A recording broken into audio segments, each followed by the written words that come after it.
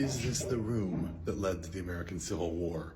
It's an interesting question. This is the room of a surgeon named Dr. John Emerson, who reported here in June of 1836, along with an enslaved person, a man named Dred Scott, right here in Fort Snelling, right near the airport in Minneapolis and St. Paul.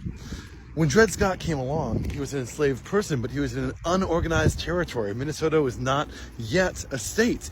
And there was a precedent on the law books that said if an unorganized territory held a slave, they could now be freed. Dred Scott petitioned the courts over in St. Louis. That court case made it all the way to the Supreme Court. And what is now considered one of the worst decisions ever made by the Supreme Court said that Dred Scott should be enslaved once again. This is one of the leading factors into the Civil War and something you can learn about if you visit Fort Snelling right here in Minnesota.